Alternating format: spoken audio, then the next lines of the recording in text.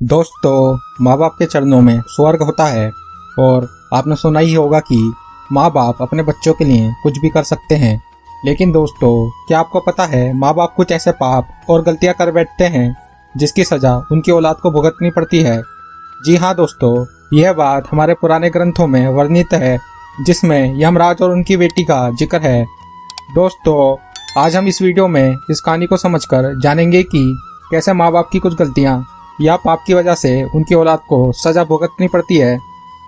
सुनीता मृत्यु देवता यमराज की पुत्री थी। माता पिता के लाड़ प्यार में वे निडर हो गई थी।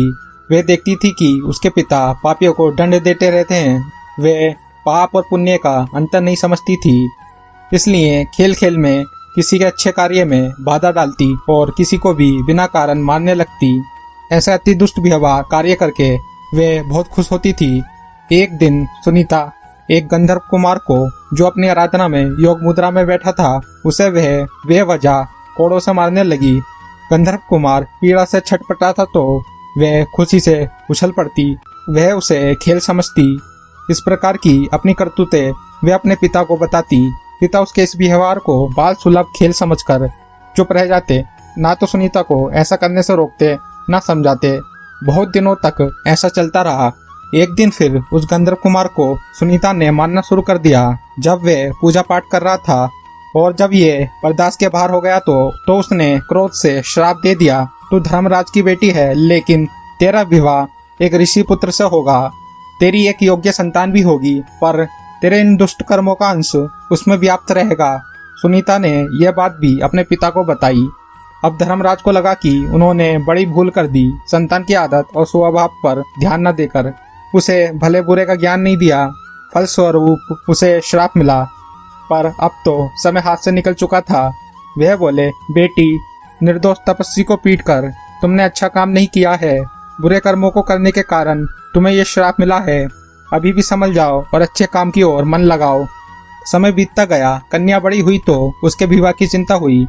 उसके श्राप को जानकर कोई उससे विवाह करने को तैयार नहीं होता था। कौन भला उससे पैदा होने वाले पापी पुत्र का पिता बनता। जब कोई उपाय नहीं रहा तो रंभा नामक अप्सरा ने उसे मोहिनी विद्या सिखा दी। अप्सराएं तो इस कार्य में सिद्ध होती थीं।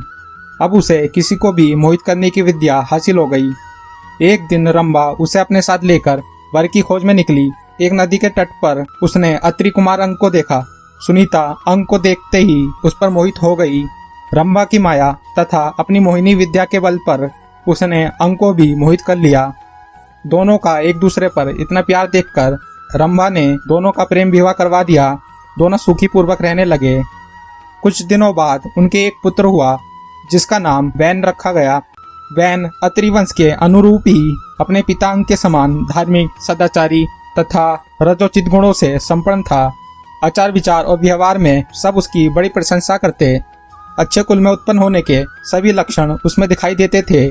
पर माँ के एक बुरे कर्म के कारण, जिसकी वजह से वह शापित हुई थी, धीरे धीरे वैन में भी वे बुरे कर्म प्रकट होने लगे। वैन अब नास्तिकों तथा दुष्टों की संगति में रहने लगा। वह इस बार वेद, पुराण, शास्त्र आदि उसे झूठ लगने लगे। यज्ञ, संध्या आदि को वे पाखंड समझने लगा। ऐसे ही करते करते अब वे सयाना हो चुका था। अपने माता पिता का कहना नहीं मानता था। राजकाज में अपनी दखल बढ़ाने लगा। पिता अंग ऐसाए हो गए। राजा तो अंग थे, पर आज्ञा वैन की चलती थी। सुनीता समझ रही थी कि उसके संस्कारों का परिणाम श्रापग्रस्त इस पुत्र में उतर आया है। उसके अति दुष्व्यवहार पर किसी का वश नहीं था। सब विवश थे। वैन के इन कर्मों से प्रजा दुखी रहने लगी। महाराज अंग को अपयश मिलने लगा। जब सब प्रकार से वैन को समझाकर महाराज हार गए तो अपयश से बचने के लिए एक दिन निराश होकर अंग ने चुपके से घर ही त्याग दिया। राजा के बिना अराजकता और बढ़ी। ऋषियों ने अंग पुत्र वैन को राजा बनाया और समझाया, तुम्हारे दुष्कर्मों से दुखी होकर तुम्हारे पिता ने राज्य त्याग दिया। अब तुम अपने आप को इस राज्य का राजा समझो और सत्कार्य कर प्रजा को सुख दो। पर वैन राजा बनकर और बेपरवाह तथा अहंकारी हो गया।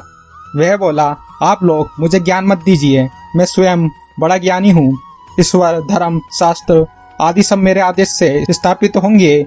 मेरी ही आज्ञा धर्म होगा, शास्त्र वचन होगा। आप लोग अब मेरी आज्ञा के अनुसार चलिए और मुझ में ही ईश्वर, धर्म तथा शास्त्र की छाया देखिए।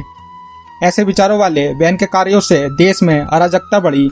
सारे धार्मिक तथा सत्कार्य बंद हो गए। प्रजा की सुरक्षा नहीं रह गई। दुष्ट लोगों का बोलबाला हो गया। धार्मिक कार्य बंद हो गए। लेकिन दोस्तों, हर चीज का अंत होता है। पाप का घड़ा जब भर गया तो ऋषियों, मुनियों तथा प्रजाजनों ने विद्रोह कर दिया। बैन को पकड़ लिया और उसे प्रताड़ित कर राजा के पद से हटा दिया।